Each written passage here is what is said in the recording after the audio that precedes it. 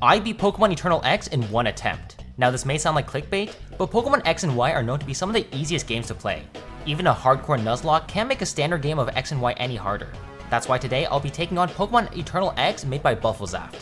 Now, I have to preface by saying that this is not Insanity mode, but a hardcore Nuzlocke with the rules on screen is still going to be quite difficult. If you do enjoy this video, please like and subscribe and go check out the rest of my channel. I do have a ton of hardcore Nuzlockes, so I'm sure you'll enjoy it. So what makes regular X and Y so easy? Well, it's a combination of things. Easy AI, trainers only having 3 Pokemon, and not even good Pokemon. Eternal X changes all of this, buffing the AI of trainers, giving them better Pokemon, and completely changing their movesets. Another thing Eternal X does is improve the quality of the Pokemon in the game. Some Pokemon have type changes, others have base stat redistributions, a lot of Pokemon have improved movesets, and a lot of Pokemon now have access to their hidden abilities. In fact, getting access to hidden abilities is what helped me choose my starter in Froakie. Froakie has the ability Protean, an ability that changes Froakie's typing to the move it's using. Doesn't sound like much, but this means that all of Froakie's move gets stabbed, and you can manipulate your typing to trick the AI. This also means that the first encounter I get, a Calm Torchic, has the ability Speed Boost. Eternal X also somehow managed to fit all 721 Pokemon to be available in this game. This means that there is incredible diversity of Pokemon. Some of the examples are Cottony, Dunsparce, and Jigglypuff. This brings us to Viola, the first gym leader specializing in bug types. Torchic does well to counter her, but her Surskit has Rain Dance in her arsenal to neutralize fire attacks. I start with Frogadier to hit a smackdown. Normally this doesn't kill, but with the Protean stab boost, the Surskit does go down. A second smackdown hits the incoming Joltik, but it lives in yellow health to retaliate with an Electro Web, which lowers my speed. Since Joltik's at low health, Viola heals it up, but another 2 smackdown finishes it. The Dwebble she sends in gets its sturdy broken by a quick attack as it tries to set up a withdraw, but a special Water Pulse kills the Dwebble. Her Ace Vivian hits us with a big struggle bug. A smackdown only leaves her in the red, so I swap into Combusken to finish the job. I try to finish her with an Ember, but she predicts my move by using Powder. Not only does Powder prevent our fire attack, it actually hurts us for 25% of our max HP. Thankfully, our Dunsparce has a Rock-type Ancient Power to finish the job, earning us the first badge. If you want to become better at Nuzlocking, something to learn is what abilities are good for Nuzlockes. One of those is Aerolate. Aerolate turns normal moves into flying types and gives them a 30% damage boost on top of that. Normally it's only found on Mega Salamence, but it's also the hidden ability on Ledybug. Along with the Return TM given to us by Dexio, the attack buff Ledian with plus attack nature has access to a 250 base power flying type return. Incredibly broken. Something else to learn for Nuzlockes is that starters are great Nuzlocke Pokemon. The battle against Sycamore was easy enough since he only has the 3 Kanto starters, so I decided to pick up Bulbasaur since we already have Frogadier and Combusken, completing the Fire Water Grass core. From here to the next gym, there's an easy rival battle against Tierno, and we get a large number of new encounters. Moxie Scrag on Route 5, Sentret on Route 6, a Feebas in Perfume Palace, Route 7 gives us a guaranteed Snorlax, we get a Pure Power Meditite in Connecting Cave, we missed the Gligar on Route 8, instead getting a contrary Inkay. Route 9 gives us a plus speed Moxie Sandile, and we get a Solrock in Glittering Cave. I made the decision to revive an old Amber in Ambret Town to get an Aerodactyl instead of a Love Disc for the Steelix trade in Silage City. This means that in Silage City, we get a Shelter and the final Route 10 gives us a Baltoy. A lot of encounters to go up against Grant. Grant's team consists of entirely fossil Pokemon, all with big defense. The first Amora even has a Focus Sash to get off a free Light Screen or Reflect. Thankfully, I did keep Double Kick on Combusken to take out the Amora on the first turn. His Tortuga gets sent out to use Dive, but Milotic can pivot in to take the hit, then swap into Dunsparce to set up Coils. Since Dunsparce has the simple ability, 3 Coils puts me at plus 6 attack and defense. From here, Dig takes out the Tortuga and Anorith. Lileep goes down to a Pure Power High Jump Kick, and a Rock Slide from Solrock knocks out the Aerodactyl. His final Pokemon Tyrant comes in with the intention to set up Dragon Dances, so after a swap into Milotic tanks a Fire Fang, 2 Disarming Voices finishes a Tyrant, winning us the Cliff Badge. After making our way to Geosenge Town and defeating Karina, we find ourselves in Chaleur City with a new Sheer Force Nidoking. We do have to fight Serena in the Tower of Mastery, which mostly goes well, but a speedy Meowstic outspeeds my Ledian and takes it out with a Psyshock. Something worth mentioning about this run is that I am essentially playing blind. Except for bosses and Team Flare admins with colored hair, I have no other information about trainers, not even the rivals or mini-bosses. This means that there was no way I could have predicted Psyshock on Meowstic, since Ledian would have been a perfect counter otherwise. Having suffered a huge loss on my Aerolate Ledian, I try my best to come up with a team for Karina, and to my surprise, it seemed pretty decent. She starts out with a Breloom that has Spore holding a Focus Sash, normally a hard Pokemon to counter, but easily walled by Venusaur. 2 Venoshocks takes out the Breloom, and Pangoro comes in with Murder on its mind, so Wigglytuff Moonblast the Pangoro even with an Assault Vest equipped. Yeah, you heard that right, Assault Vest. Trainer Pokemon in this game have access to competitive items like Life Orb, Weakness Policy, Choice Scarf, and so much more. This isn't Baby Mode X and Y anymore. Her scrappy Lopunny really doesn't have a check, but she immediately Baton Passes to Gallade on the first turn. This allows us to switch into Malamar as Gallade goes for a Power-Up Punch. With Malamar equipped with Rocky Helmet, we pluck the Gallade down to low health as it hits a big Leaf Blade. She heals on the next turn and Pluck deals slightly less than half, so I Topsy-Turvy to put it at -1 attack to give Gallade some more Rocky Helmet chip damage. Unfortunately, Leaf Blade crits hitting through the attack drop to take out Malamar. Oh my god, are you serious? Nidoking comes in to finish the Gallade with a Sheer Force boosted Poison Jab. Hawlucha gets chipped by Disarming Voice by Milotic, but a Flying Gem Acrobatics takes Milotic down too low to finish the Hawlucha. Snorlax swaps in to finish the Hawlucha, where I have to risk him to a Flying Press. Max roll Flying Press does exactly 50%, which means there's only one roll that it kills us. Please, do not get that roll. Okay. Oh my god, you got the roll! Are you serious? Nidoking comes in again to finish the Hawlucha with a Poison Jab. Lopunny has massive damage output with Retaliate, and I quickly come up with a clever plan to win the battle. I opt to hit the Lopunny with a Poison Jab for some damage, then send in my Wigglytuff, where Lopunny now sees Jump Kick as more damage than Retaliate. Please go for Jump Kick. It's higher damage. It's higher damage. Yes! Oh my god. Not the cleanest battle since we didn't have the best flying type counters like Ledian, but if Ledian was still alive, then it would have been insane for this fight. With the Rumble Badge in our possession, I make my way towards Coumarine City, catching a Lanturn in Azure Bay and a Gible on Route 13. This gives us all the encounters we need to go up against Ramos, the Grass-type leader. Unlike Karina, the fight with Ramos goes a bit better. The starting Ferrothorn is here to set up Stealth Rocks, but a simple Fire Punch from my Blaziken still manages to take it out. Ludicolo takes the first turn to set up a Rain Dance, but 2 Venusaur Venoshocks knocks out the Ludicolo. Sceptile is changed to be a Dragon type in this game, but Milotic is a Fairy type, so Stab Dazzling Gleams brings Sceptile down to the red, and a second hit knocks it out. His Torterra is much scarier, hitting a Wood Hammer into my Scrafty. A second Wood Hammer brings Scrafty down to low health, but our Ice Punch crits, taking out Torterra in one hit. Predicting that Go-Go will bulk up, I hit an Ice Punch that crits the Go-Go, using up its Citrus Berry to leave it in yellow health. With Hornleech as its only option, Nidoking comes in to Poison Jab and kill the Go-Goat. With one Pokemon left, Ramos pulls out his final trump card in Mega Venusaur, as I do the same with Mega Aerodactyl.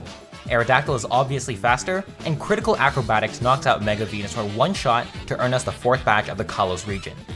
Wow, critical hit. I'll take that. Before heading to Lumio City, we have to clear a Grunt Gauntlet in Route 13 power plant. The Flare admin does pull out a Mega Heracross, pushing Aerodactyl to 2 HP, but otherwise, this was an easy stretch of the game. Clement was a difficult leader to plan for. His team of electric types all have very few weaknesses. On top of that, they all have extremely high special attack stats, which makes tanking hits very difficult. His Rotom Wash only has Hydro Pump as an attack, but also runs Will-O-Wisp and Confuse Ray. I start with Clefairy to Encore the Rotom into Confuse Rays, then swap into Milotic who holds a Person Berry. Safeguard prevents the Rotom from further confusing my Pokemon, so I hit the Rotom with a Dazzling Gleam to chip it for some damage, and to activate the Rotom's red card to switch out Milotic. The Pokemon sent in is Blaziken, so I have to swap in a Venusaur only to miss a Sleep Powder. I try for a second Sleep Powder that also misses, and you can see how much it makes me mauled. Oh my god, hit the f***ing Sleep Powder! This was also the turn that Safeguard wore off, so Rotom did manage to confuse my Venusaur.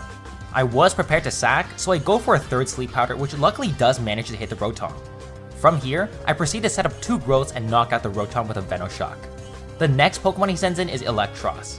Venusaur is faster, so we do hit a Venoshock, but luckily, Electros goes for a Coil to set up, and I'm feeling good about that. It thought I would switch, and I'm not switching. Fuck you. That's what I'm saying. Fuck you. You thought I would switch? Nah, you're dead. You're dead. Goodbye. Unfortunately, the Galvantula is harder to deal with since it is faster than my Venusaur. I stay in for a turn dealing some damage, but realize that I'm dead to a critical Bug Buzz. Thankfully, even after a potion, Nidoking can come in to 2-shot the Galvantula with Stab Poison Jabs. I swap back into Venusaur and alternate between Synthesis and Venoshock to take out the Heliolisk, and the next Magnezone immediately falls asleep to a Sleep Powder. Unfortunately, it wakes up first turn and hits a Thunder Wave as I swap into Blaziken. I send in Lantern to surf the Magnezone, and an Earth Power from Nidoking finishes it off. Finally, his Mega Ampharos actually can't kill us without a crit, so after an Earth Power hits, a second one ends our fight with Clement, getting us the Voltage badge. The first half of this game really seems like a gym leader rush, just one after the other with no regard to plotline. There are a couple encounters like Mudwig. There are a couple encounters like Mudkip, Poliwag, but this NPC was probably the most interesting thing about this game so far. 12 inches or smaller? I got you, something like that. Big necks? Shut the fuck. What do you mean big necks? Generation 6 introduced the Fairy type, which is arguably one of the most overpowered type in the game. As such, the Fairy type gym leader Valerie was very challenging for me. Her team is stacked with high quality Fairy Pokemon, ranging from the best opening Pokemon in Klefki, the best setup Pokemon in Togekiss, amazing offensive cannons in huge power Azumarill and Mawile, and the Fairy type mascot Sylveon. This would be an incredibly tough battle. Oddly enough, I led with Garchomp. Klefki does have Prankster swagger, but equipped with a Person Berry, Dig had a 15 out of 16 chance of one-shotting the Klefki. We need to hit this range? No. Are you serious? Are you serious? We didn't hit the range? Potions, you scumbag! The next dig kills Klefki, causing Granbull to come out. Now, here I try to make a prediction into the AI. Granbull is currently slower than Garchomp and can instantly die to Poison Jab. But, since it has Quick Feet as an ability and holds the Toxic Orb, if the Granbull protects first turn, it'll get poisoned by Toxic Orb, causing it to become faster, allowing it to kill Garchomp for free. I predicted that Granbull will protect here and swap into Starmie, which can one-shot Granbull with Psychic, but here's what happens. Are you serious? You would have thrown the run just like that? Are you stupid? No, this range always kills. This is fighting type in this game, that's why. Bullshit AI, I tell you. The nuke of our team Sylveon is ready to fire off Pixelate Hyper Voices. I Mega Evolve Venusaur to hit a Venoshock as it simply goes for a yawn. So far, I've actually been quite unlucky in my ranges and predictions. Normally, Venoshock's 2-shot the Sylveon, but 2 consecutive low rolls leaves it in the red HP. Here, I go for another prediction, predicting that Valerie will go for another potion, since why wouldn't it? If I swap in Garchomp on the turn it heals, then Poison Jab can one-shot the Sylveon.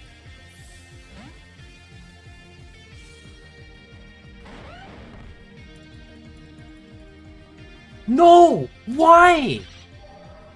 No! Oh my god! Are you serious? Somebody fucking lied to me. Unfortunately, the AI is a fucking cheater and opts not to heal the Sylveon, instead attacking to knock out my Garchomp. Venusaur comes back into Venoshock and finishes the Sylveon. Togekiss was a bit annoying to deal with, but it wasn't actually difficult. She had Serene Grace Air Slash with 60% flinch chance. It took a while to take it out, but eventually the Togekiss does get chipped down to death. Azumarill was just plain stupid. Swampert's Earthquake manages to deal 50% damage as Azumarill hits me with a Bulldoze to lower our speed. Still okay because barring a crit we could still live and take out Azumarill.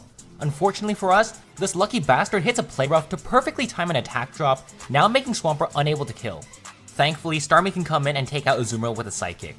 Her last Pokemon is Mega Mawile. Initially, I thought Milotic can easily take a hit and set up a Reflect, but it turns out I heavily underestimated Mega Mawile's abilities since a non-crit Play Rough instantly disintegrates Milotic. That's huge power for you. At this point, I knew another Pokemon had to die if I wanted to win, and unfortunately, that decision came upon Swampert. After sending in Swampert to do as much damage as it can with Earthquake, Swampert goes down and Starmie finishes the job with Psychic.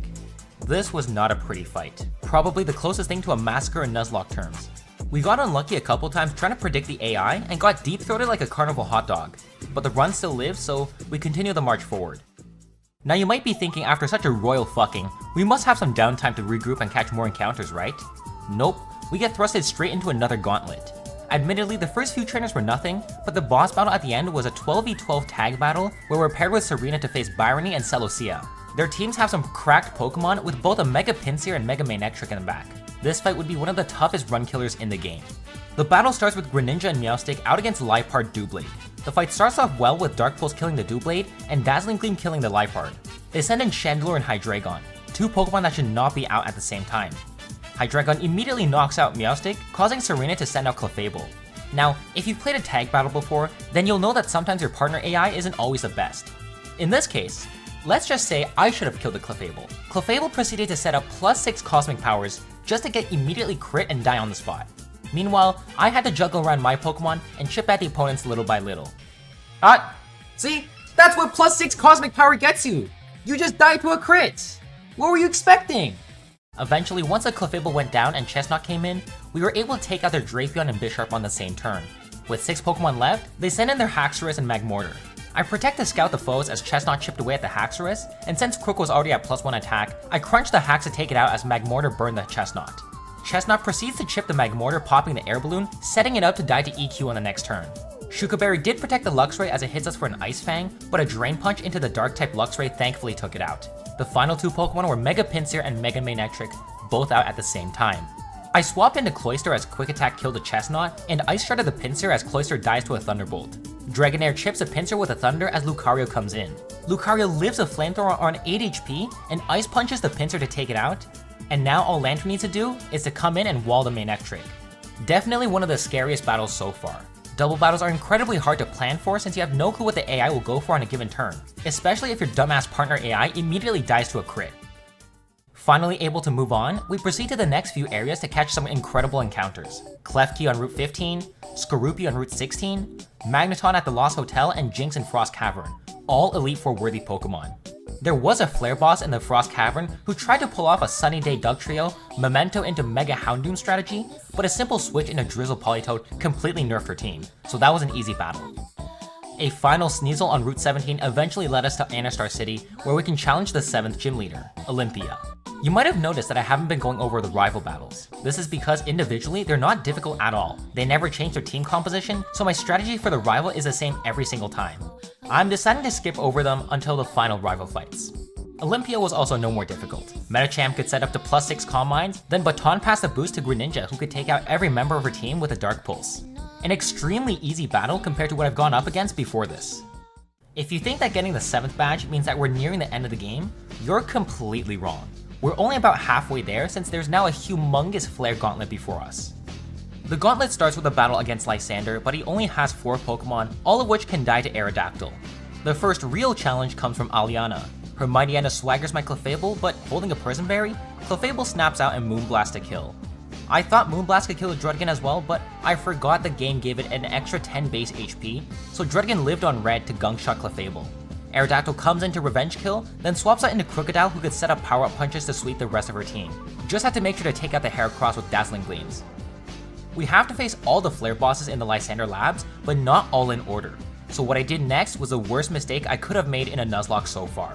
I spent the next hour of my stream prepping for the next boss battle, and when the boss animation played, I realized they don't have the same hair color. No, is this the wrong team? Oh my god, I prepared for the wrong team. I was preparing for Byrony, not Mabel. Oh no! Okay, let's see if I can pull something out of my ass. Oh my god, I played myself.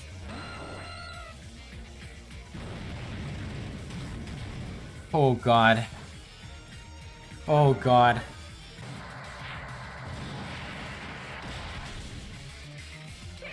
Oh god, I played myself. Actually played myself. Okay, we are gonna take recoil now because we lose the Rockhead ability, and and we gain Tough Claws. Okay.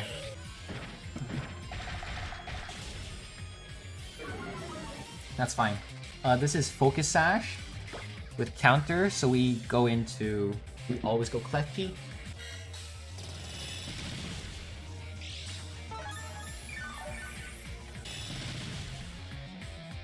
So this brings out Houndoom, Sludge Bomb. Oh god, I think we're sacking a Pokemon here. Oh god. No, you're Choppleberry. Oh, I no. Oh, I got this, I got this. We have to Spike here. We use Spikes here. We have to use Spikes here. It's gonna use Memento, which honestly, not much I can play around. So basically, what this does is it sets up the sun for the Mega Houndoom at the back. I got this. I got this. Mega Houndoom is guaranteed to kill with a Fire Blast. Okay, here's that Mega Houndoom. Oh god, please tell me I did this right. Fire Blast. Oh, okay, we'll take that. That's fine. This is Solar Power? Oh shoot, I forgot to take that in. Oh god, this is guaranteed to kill me with Fire Blast. I can't kill, I think I'm dead. We're sacking a Pokemon. Who can kill this actually? First of all, who can kill this? Oh, I think we're sacking Lucario here. Actually, no, this is Solar Power, right? How much is Solar Power damage? An 1/8 of its HP. 2 spikes is a 1/6 of its HP. So a 1/6 of that is 32. So it's at 160. But 1 turn of Solar Power damage is 192 divided by 8. 136 HP. It's at like 71%. Can I just keep substituting until because Water Shuriken's priority, right? Okay, let's substitute once. Okay, so that's another 24 damage down. That's fine. That's another 24 HP. That's another 24 HP. So it's at like 64. It's at 33% health now. Yeah, 2 HP. Yeah. Okay. Fire Blast. Okay. This is at 40 out of 192. That is 21%. Dark Pulse, there is a 3 out of 4 chance to kill. You can do this. Dark Pulse, come on. 3 out of 4. 3 out of 4. 3 out of 4. Yes! Oh my god. Woo! Okay. Okay, we're good, we're good, we're good. We're good, okay. Oh god. Oh god. Oh god. Never troll like that again. You know that scene in Peach How's Radical Red Run? I'm a god. I'm a fucking god at this game. No Nuzlocker in the world would have gotten out of that situation with 0 deaths. I guarantee it to you. Name one Nuzlocker who could have gotten out of that alive. Name one but me. That's how I'm feeling. Turns out that Byrony was actually an optional, so after nasty plot sweeping Xerosic with Lucario, we can head to Geosenge Town to finish the Team Flare plotline.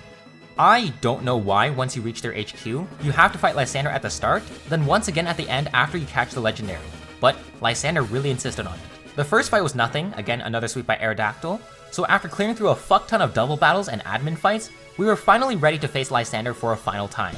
We do need to get past Xerneas, but I just chucked him in a Master Ball and boxed that shit immediately. Lysander is a difficult one, is what I thought. I started with Blaziken to bulk up on the first turn, but he immediately started trolling by baton passing into Honchkrow. Now with +1 in defense, as long as Honchkrow didn't crit us, we were guaranteed to win. Thankfully it didn't, allowing us to set up a Swords Dance, so I baton passed into Aerodactyl to give us a sweep to victory. Finally, we can move on to better things in the Nuzlocke. I gotta say that the Team Flare storyline is actually a lot of fun. I really like the incorporation of double battles if they didn't make your partner AI a complete dingus. We normally do so many single battles that a double or triple battle is a nice change in scenery.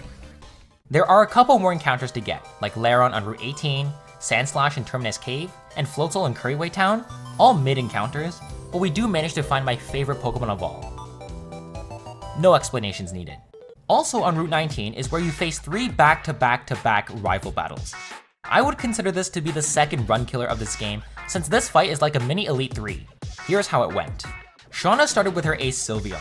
Since Ironhead from Mega Arrow simply one-shots it, she sends out her Lapras for the Hydro Pump. Lantern here was the obvious answer since 2 Thunderbolts was enough to take it out. She sends in Goodra which can one-shot Lantern. I didn't really have any good counters, but Gliscor with Poison Heal can basically chip and stall any Pokemon. So, after a couple turns, Earthquake eventually chipped down the Goodra. Actually, the next 3 Pokemon, Delphox, Roserade, and Cinccino, all went down to Earthquake, which only goes to show the power of Gliscor. Tierno starts with a Talonflame, a Pokemon 4 times weak to the Rock-type strength. Ludicolo comes in next, but dies to an easy Brave Bird. Crawdaunt is holding a Focus Sash, so I have to break it by U-turning into Drapion and Cross Poison to kill.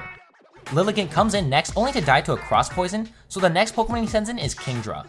I knock off the Kingdra's Rosalie Berry as it sets up a Dragon Dance, but he continues to Dragon Dance on the next turn, so Cross Poison knocks out his Kingdra as well.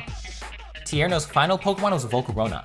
I knock off the Life Orb dealing massive damage as it sets up a Quiver Dance, but knowing that we have Battle Armor, we stay in on the Bug Buzz to Cross Poison the Volcarona, finishing the battle against Tierno. The final fight is against Trevor. He leads off with his Raichu, so I immediately hit a Mega Evolved Stab Strength to knock out the Raichu. Frostlass comes in second, but without Hail set up, the Pokemon's basically useless and also dies to a Strength. His own Aerodactyl dies to a Strength, and Breloom goes down to a Brave Bird. I U-turn out of Bastiodon for Aggron since Aero can't do much against a Bastiodon, and Aggron hits a massive Earthquake to bring Bastiodon down to red, but doesn't kill.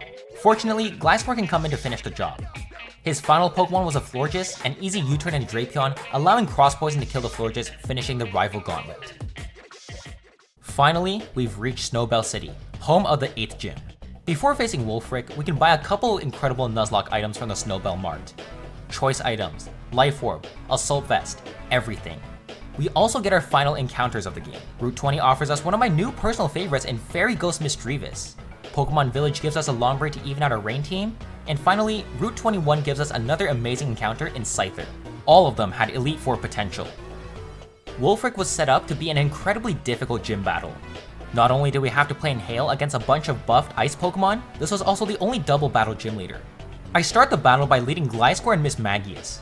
Gliscor was here to bait Blizzards, so I protected Gliscor on the first turn and immediately Shadow Balled the Jinx out of the battle. Since Gliscor still baits Blizzards, I double swapped into Poly and Scizor to remove the Hail. Scizor Bullet Punches the Frostlass as Aurora's protected itself from an Encore.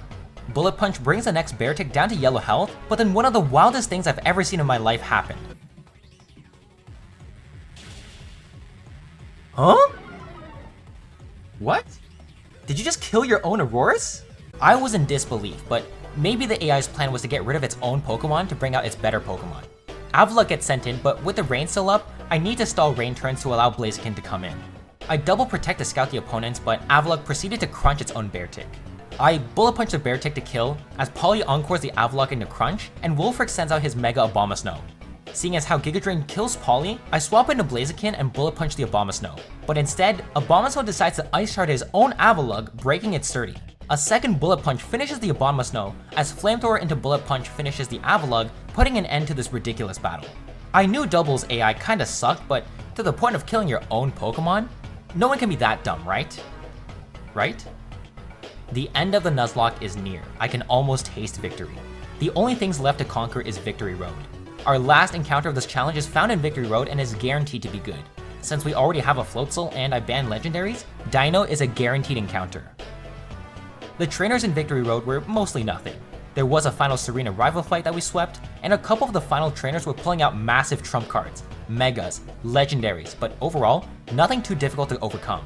So before I even realized, we've reached the Pokemon League. The Elite Four in this game is like no other, and is definitely one of the most interesting. Every Elite Four member has a different battle style. Drasna fights in single battles, Malvo does double battles, Seabold fights in a triple battle, and Wickstrom's fight is a rotation battle. Each battle style requires a different strategy and different Pokemon to suit the battle. Finding just 6 Pokemon that fits all 4 kinds of battle styles is not an easy task at all, not to mention the busted Pokemon they use on the team.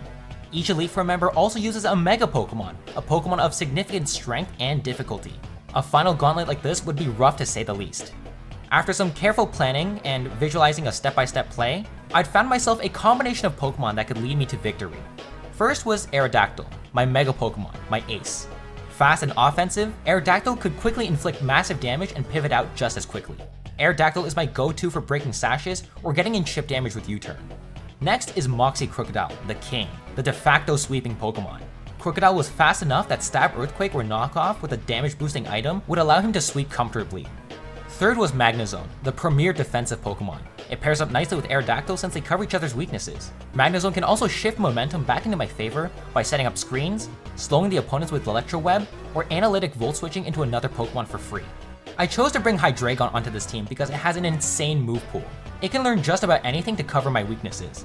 It's also got Levitate, which makes it a great pairing with Magnezone. Starmie here is my jack of all trades. It's incredibly versatile with access to a bunch of coverage moves, but also utility moves like screens or Trick Room. I even chose to run Starmie with Analytic to boost his damage, since Starmie just tends to be slower. As for my last Pokemon, I went with Furret. It had Fur Coat, which essentially doubled his physical defense, but its moveset was much more impressive.